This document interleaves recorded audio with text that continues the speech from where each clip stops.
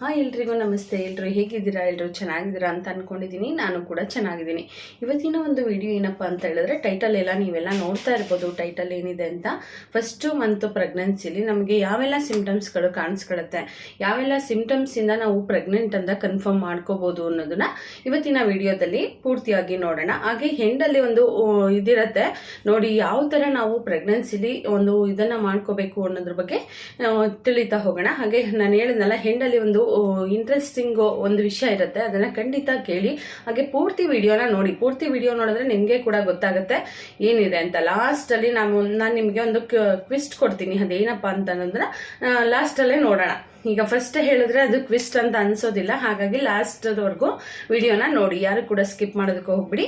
ಬನ್ನಿ, ಇವತ್ತು ಏನಪ್ಪ ಅಂತ ಹೇಳಿದ್ರೆ, ನಾವು ಪ್ರೆಗ್ನೆನ್ಸಿ ಅಂತ ನಮಗೆ ಹೇಗೆ ಗೊತ್ತಾಗುತ್ತೆ, ನಾವು ಪ್ರೆಗ್ನೆನ್ಸಿ ಅನ್ನೋದು ನಮಗೆ ಹೇಗೆ ಕನ್ಫರ್ಮ್ ಮಾಡ್ಕೋಬಹುದು ನಾವು ಅನ್ನೋದ್ರ ಬಗ್ಗೆ ವಿಡಿಯೋನ ಮಾಡ್ತಾ ಇದ್ದೀನಿ ಅಲ್ವಾ. ನಾವು ಪ್ರೆಗ್ನೆನ್ಸಿ ಅಂತ ಹೇಳಿದ್ರೆ ನಮಗೆ ಫಸ್ಟ್ ನಾವು ಕನ್ಫರ್ಮ್ ಮಾಡ್ಕೊಳ್ಳೋದೇ ನಮ್ದು ಪೀರಿಯಡ್ ಮಿಸ್ ಆಗಿದೆ ಅಂತ.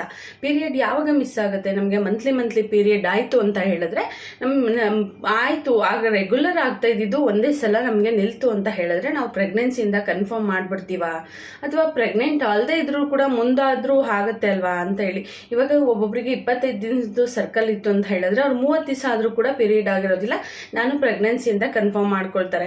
ಹಾಗೇನೆ ಅವರು ಚೆಕ್ ಮಾಡ್ಕೊಂಡಾಗ ಅವರಿಗೆ ಬಂದಿರೋದಿಲ್ಲ, 2 ಲೈನ್ ಬರಲಿಲ್ಲ ಅಂತಂದ್ರೂ ಕೂಡ, ಪ್ರೆಗ್ನೆನ್ಸಿ ಕನ್ಫರ್ಮ್ ಆಗಲಿಲ್ಲ ಅಂದ್ರೂ ಕೂಡ ಅವರು ಒಂದ್ಸಲ ಡಾಕ್ಟರ್ ಹತ್ರ ಆಗಲಿ ಅಥವಾ ಒಂದ್ಸಲ ಬ್ಲಡ್ ಟೆಸ್ಟ್ ಆಗಲಿ ಮಾಡಿಸಿದಾಗ ಅವರು ಪ್ರೆಗ್ನೆನ್ಸಿಯಿಂದ ಕನ್ಫರ್ಮ್ ಆಗತ್ತೆ ಅಲ್ವಾ, ಗೊತ್ತಾಗುತ್ತೆ. ಅವ್ರ ಪ್ರೆಗ್ನೆನ್ಸಿ ಬ್ಲಡ್ ಟೆಸ್ಟ್ ಅಲ್ಲಿ ಆಲ್ಮೋಸ್ಟ್ ಆಲ್ ಗೊತ್ತಾಗೆ ಆಗುತ್ತೆ ಪ್ರೆಗ್ನೆನ್ಸಿನ ಅಥವಾ ಏನಾದ್ರು ಬೇರೆ ಪ್ರಾಬ್ಲಮ್ ಅಂತ ಇದು ಬ್ಲಡ್ ಟೆಸ್ಟ್ ಅಲ್ಲಿ ಗೊತ್ತಾಗುತ್ತೆ. ಹಾಗಾಗಿ ನೀವೇನ್ ಮಾಡ್ಬೇಕು ಅಂತ ಹೇಳಿದ್ರೆ, ಪ್ರೆಗ್ನೆಂಟ್ ಆಗಿದ್ರೆ ನೀವು ಯಾವ ರೀತಿಯಲ್ಲಿ ಮುಂಜಾಗ್ರತೆನ ತಗೋಬೇಕು. ನಾನು ಪ್ರೆಗ್ನೆಂಟ್ ಅಂತ ನನಗೆ ಗೊತ್ತಾದ್ಮೇಲೆ ನೀವು ಯಾವ ರೀತಿ ಒಂದು ಇದನ್ನ ಸಿಂಪ್ಟಮ್ಸ್ ಇರುತ್ತೆ, ಅಥವಾ ನೀವು ಯಾವ ರೀತಿ ಮುಂಜಾಗ್ರತಾ ಕ್ರಮಗಳನ್ನ ತಗೊಳ್ಬೇಕು ಅನ್ನೋದ್ರ ಬಗ್ಗೆ ಇವತ್ತಿನ ವಿಡಿಯೋ.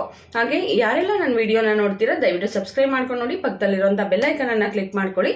ನಾನು ಹಾಕುವಂತ ಎಲ್ಲ ಒಂದು ಉಪಯುಕ್ತವಾಗುವಂತಹ ಒಂದು ವಿಡಿಯೋಗಳು ನಿಮಗೋಸ್ಕರ ಸಿಗತ್ತೆ, ಬೇಗನೆ ನಿಮಗೆ ರೀಚ್ ಆಗತ್ತೆ ಅಂತಾನೆ ಹೇಳ್ಬೋದು. ಬನ್ನಿ, ಇವಾಗ ನಾವು ಪ್ರೆಗ್ನೆಂಟ್ ಅಂತ ಗೊತ್ತಾದ್ಮೇಲೆ ಏನಪ್ಪಾ ಅಂತ ಹೇಳಿದ್ರೆ, ಫಸ್ಟ್ ನಮಗೆ ಪ್ರೆಗ್ನೆಂಟ್ ಅಂತ ಗೊತ್ತಾದ ತಕ್ಷಣ ನಮಗೆ ಯಾವ ಒಂದು ಸಿಂಪ್ಟಮ್ಸ್ ಕೂಡ ಕಾಣಿಸ್ಕೊಳ್ಳೋದಿಲ್ಲ.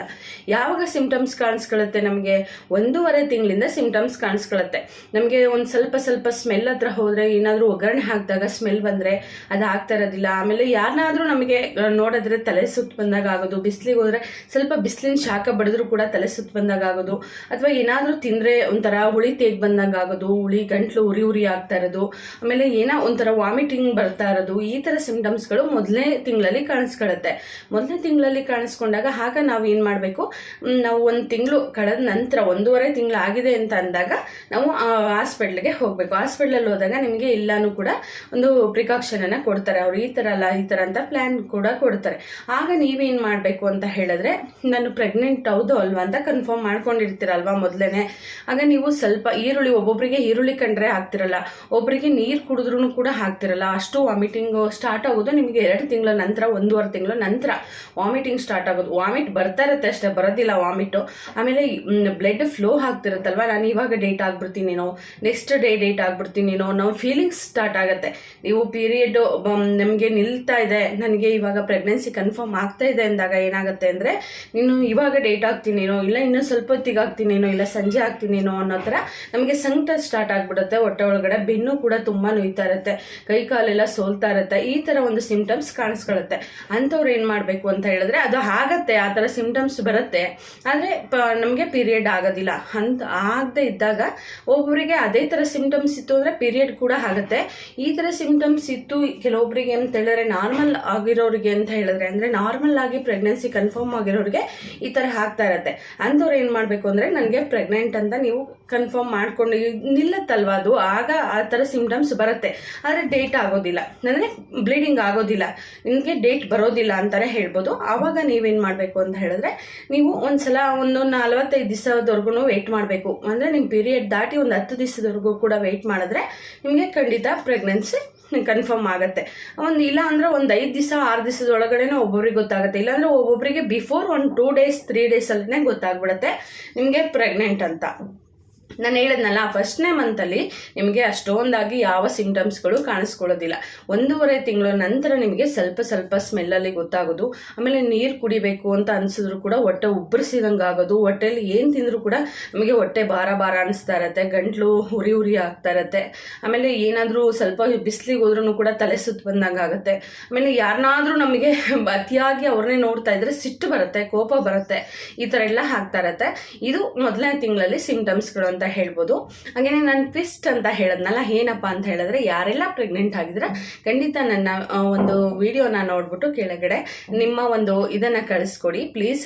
ಅದರ ಬಗ್ಗೆ ನಾನು ವಿಡಿಯೋನ ಮಾಡ್ತೀನಿ. ಎಷ್ಟು ತಿಂಗಳಾಗಿದೆ ಏನು ಎಲ್ಲ ಒಂದು ಪ್ರೆಗ್ನೆನ್ಸಿ ಇರುವಂತಹ ಲೇಡೀಸ್ಗೂ ಕೂಡ ತುಂಬಾನೇ ಒಳ್ಳೇದಾಗ್ಲಿ. ಹಾಗೆ ಎಲ್ಲ ಒಂದು ನಾನು ಹೇಳದ್ನಲ್ಲ, ಯಾರು ಪ್ರೆಗ್ನೆಂಟ್ ಇದ್ರೆ ಖಂಡಿತ ನನ್ನ ಒಂದು ವಿಡಿಯೋ ಕೆಳಗಡೆ ಕಮೆಂಟ್ ಅನ್ನು ತಿಳಿಸಿ.